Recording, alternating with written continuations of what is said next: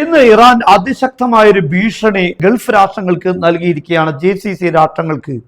America ഏതെങ്കിലും രീതിയിൽ സന്ദർഭത്തിൽ ഞങ്ങളെ ആക്രമിച്ചു കഴിഞ്ഞാൽ, ഇനിയൊരു ആക്രമണം ഞങ്ങൾക്കെതിരെ നടന്നു കഴിഞ്ഞാൽ തീർച്ചയായും GCC രാഷ്ട്രങ്ങളിലുള്ള അമേരിക്കയുമായി ബന്ധപ്പെട്ട എല്ലാ ഇൻഫ്രാസ്ട്രക്ചറുകളും തകർത്ത് തരിപ്പണമാക്കിയിരിക്കുമെന്ന ഒരു വ്യക്തമായ മുന്നറിയിപ്പാണ് ഈ രാഷ്ട്രങ്ങൾക്ക്.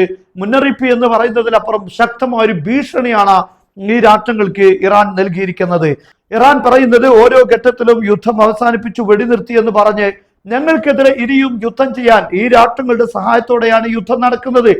അങ്ങനെ ഒരു യുദ്ധത്തിന്റെ സാഹചര്യം ഉണ്ടായാൽ നിങ്ങളുടെ എണ്ണ ഫെസിലിറ്റികളും നമുക്കറിയാം ഡീസാലിനേഷൻ, അതുപോലെ തന്നെ എണ്ണ റിഫൈനറികൾ തുടങ്ങിയിട്ടുള്ള എല്ലാ സംവിധാനങ്ങളും എല്ലാ സാമ്പത്തിക സോഴ്സുകളും തുടച്ചു നീക്കുന്നത് വരെ ശക്തമായി ആക്രമിക്കുമെന്ന് ഇറാൻ ഇപ്പോൾ പറഞ്ഞു കഴിഞ്ഞു. ഇറാന്റെ മിസൈലുകളെ തകർക്കാൻ ഈ രാഷ്ട്രങ്ങളിലൊന്നും പ്രതിരോധ സംവിധാനങ്ങൾ ഇല്ല എന്ന കാര്യം വ്യക്തമാണ്. അമേരിക്കയുടെ പ്രതിരോധ സംവിധാനങ്ങൾ പോലും വർക്കൗട്ട് ആകാത്ത ഒരു സാഹചര്യമാണ് ഇപ്പോൾ ഇറാന്റെ മിസൈലുകൾക്ക് മുന്നിലുള്ളത്. മാത്രമല്ല, വലിയൊരു ശതമാനം പ്രതിരോധ സംവിധാനങ്ങൾ, റഡാറുകൾ നശിപ്പിക്കപ്പെട്ട ഈ ഒരു സാഹചര്യത്തിൽ ഇറാന്റെ ഈ വെല്ലുവിളി, ഇറാന്റെ ഈ ഭീഷണിയെ സ്വാഭാവികമായും ഈ രാഷ്ട്രങ്ങൾ കണക്കിലെടുക്കുമെന്നതിൽ സംശയമില്ല. അമേരിക്കക്ക് മേൽ സമ്മർദ്ദമുണ്ടാകും. യഥാർത്ഥത്തിൽ അമേരിക്ക ഇപ്പോൾ ഗൾഫ് രാഷ്ട്രങ്ങളുടെ സമ്മർദ്ദം മുഖേനയാണ് വലിയൊരു ആക്രമണം നിർത്തിവെച്ചത് എന്ന് ട്രംപ് പറയുമ്പോൾ ഇന്ന് വാൾ സ്ട്രീറ്റ് ജേണൽ പറയുന്നത് അങ്ങനെയല്ല.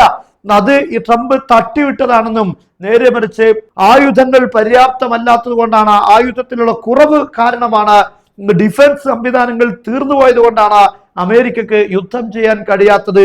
അതിന് പല കാരണങ്ങൾ പറയുകയാണ്. യഥാർത്ഥത്തിൽ GCC രാഷ്ട്രങ്ങളുടെ അവരുടെ നിർദ്ദേശം ട്രംപിനോട് യുദ്ധം ചെയ്യരുത് എന്ന് GCC രാഷ്ട്രങ്ങൾ ആവശ്യപ്പെട്ടത് മുഖേന അല്ല ഈ യുദ്ധം നടക്കാതെ പോയത്, അല്ലെങ്കിൽ ഇറാനെതിരെ ആക്രമണം അഴിച്ചു വിടാതെ ട്രംപ് ചർച്ചകൾ എന്ന് പറഞ്ഞുകൊണ്ട് വീണ്ടും കടന്നു വരാൻ കാരണം എന്നത് വ്യക്തമാണ്. ഇത് അമേരിക്കൻ പത്രം തന്നെയാണ് ഇപ്പോൾ ഈ കാര്യം സൂചിപ്പിച്ചിരിക്കുന്നത്.